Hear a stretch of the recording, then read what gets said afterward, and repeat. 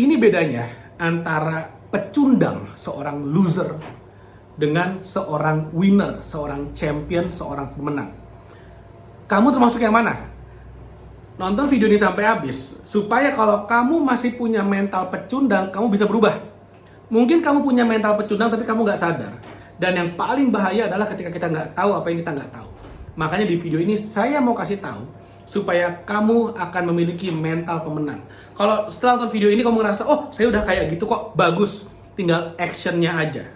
Supaya kamu benar-benar jadi seorang pemenang. Nah, yang menarik adalah, banyak loser yang dikasih tahu, nggak mau tahu. Waduh, itu udah penyakit akut, dia nggak akan pernah bisa berubah.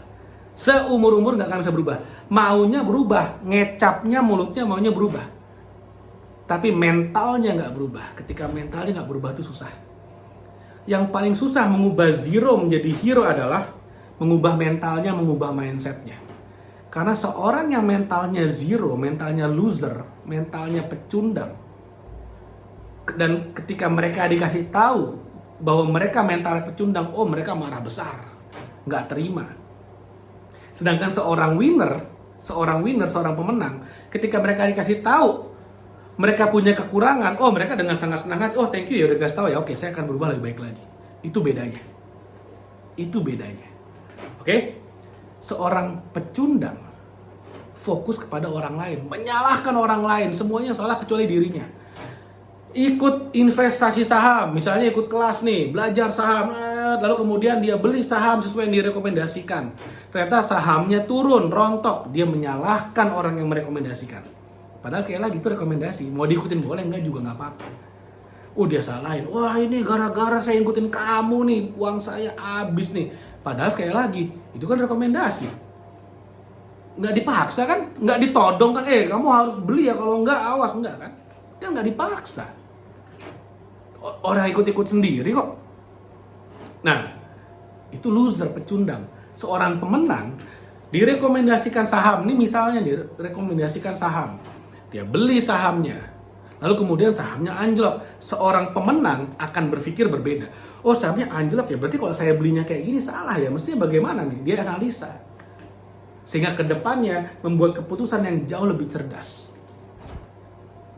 Misalnya, seorang pecundang nih, ketika misalnya beli properti. Dibilang nih sama si marketingnya, oh kalau beli properti di sini, ini prospeknya bagus nih. Prospeknya bagus nih. Lalu kemudian setelah dia beli propertinya, ternyata ya harganya nggak naik-naik. Ternyata dia jual nggak bisa. Oh, dia komplain. Dulu gara-gara kamu saya beli nih. Wah semuanya salah nih. Oh ini gara-gara pemerintah nih nggak jadi bangun jalan di sini nih. Oh ini gara-gara nih perang Rusia Ukraina nih, ekonomi susah. Wah semuanya salah. Tapi kalau seorang pemenang, dia beli properti, misalnya contohnya. Dia beli properti karena tertarik dengan prospeknya, ternyata prospeknya tidak jadi, dia akan mikir, apa yang bisa saya lakukan dengan properti ini supaya bisa dapat maksimal, atau ke depan kalau saya mau beli properti, saya akan beli yang seperti apa nih. Dia belajar. Ketika kita merasa rugi atau dirugikan dan kemudian kita menyalahkan semuanya keluar, ya kita nggak akan, ya kita selesai, kita yang paling bener kok, kita udah paling bener kok, ya kita nggak akan belajar. Tapi kalau misalnya ada kesalahan dari pihak luar, tapi kita juga belajar, sehingga kedepannya kita akan jadi lebih pinter, maka di sana kita akan jadi pemenang. Seorang pemenang mungkin sekarang belum berhasil, tapi dia akan terus belajar karena dia tidak sepenuhnya menyalahkan pihak luar. Selalu ada tanggung jawab dirinya. Dia akan lihat, apa yang saya bisa lakukan lebih baik ke depannya supaya keputusan saya lebih baik lagi. Apa yang bisa saya lakukan ke depannya supaya pengambilan keputusan saya lebih cerdas lagi. Dia akan belajar. Ketika dia nggak belajar, semuanya salah orang lain, ya udah dia udah paling bener, ya nggak ada, ya otak kita nggak akan mikir gitu loh. Ketika otak kita nggak mikir, ya udah selesailah, selamat menjadi pecundang gitu aja. Nah sekarang kamu ada di mana nih kondisinya nih? Misal sekarang kamu bekerja di sebuah perusahaan, lalu kemudian kamu nggak happy di perusahaan itu, nggak happy, temenmu toksik, bosmu toksik, kamu ngerasa kamu kerja keras gajinya kecil, kamu juga nggak suka dengan apa yang dikerjakan. Kamu lembur segala macam, kerja keras nggak dapat bonus. Yang salah siapa? Yang salah siapa? Kalau mentalmu pecundang, yang salah adalah perusahaannya, yang salah adalah teman-temannya, lingkungan kerjanya. Yang salah adalah bosnya. Yang salah adalah pemerintah karena nggak naikin UMR. Yang salah adalah PBB karena tidak nge-push pemerintah di sebuah negara buat untuk naikin UMR. Yang salah adalah perang Rusia Ukraina, yang salah adalah COVID-19. Yang salah adalah semuanya salah. Yang salah adalah asteroid, kenapa nggak nimpa bumi aja sehingga semuanya selesai. Semuanya salah, kecuali siapa? Kecuali dirimu sendiri. Padahal kalau kamu mindsetnya pemenang ya, kamu akan berpikir, oke, saya nggak suka kerja di sini karena bosnya toksik, karena gajinya kecil, karena temannya toksik, karena bosnya menyebalkan. Saya nggak suka kerja di sini. Saya mau pindah, saya mau dibajak perusahaan lain yang gajinya lebih gede. Apa yang bisa kamu lakukan? Pelajari skill baru. Bekerja dengan baik di perusahaan yang sekarang, sehingga ketika kamu diinterview di perusahaan yang baru, kamu bisa bilang, di perusahaan yang lama saya pernah melakukan ini, hasilnya seperti ini. Kalau saya melakukan hal ini di perusahaan Anda, saya yakin perusahaan bisa menjadi jauh lebih baik lagi. Hasil jauh lebih baik.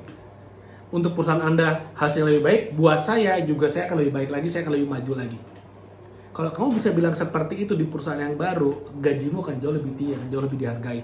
Tapi kalau kemudian, misalnya kamu wawancara nih di perusahaan yang baru nih, kamu bilang, wah perusahaan yang sebelumnya bosnya tuh sialan, temennya toksik semua, suka gosip, gajinya kecil, saya lembur gak dihargai. Kamu tahu nggak apa yang dipikirkan oleh si bos perusahaan baru? Dia takut nge-hire kamu. Jangan-jangan nanti kalau nge-hire kamu akan ngomong jelek juga kemana-mana. Dia takut. Tapi kalau kamu bisa bilang gini, di perusahaan saya yang lama, ada permasalahan ini saya selesaikan, Pak. Ada tantangan ini saya selesaikan. Di perusahaan yang lama, dulu kita mau ngambil proyek yang harganya 10 miliar, saya yang menangin, Pak. Saya dapetin perusahaan 10 miliar proyeknya, kita menangin. Yang saya lakukan seperti ini, saya bikin proposal seperti ini, saya bangun timnya seperti ini, kita berhasil. Kira-kira, kalau kamu tidak menyebutkan jelek-jeleknya perusahaan yang lalu, perusahaan yang baru akan happy nggak nerima kamu? Wah, nih orang punya skill nih, bisa datengin 10 miliar. Udah saya gaji lebih tinggi deh, biar saya dapat jasanya. Itu mental menang. Itu mental champion.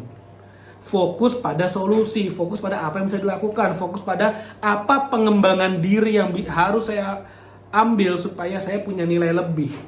Itu pemenang. Kamu yang mana? Kamu yang pilih. Mudah-mudahan apa yang saya share bermanfaat. Jangan lupa like video ini dan share video ini dan subscribe YouTube channel ini. Thank you, sampai ketemu lagi di video berikutnya.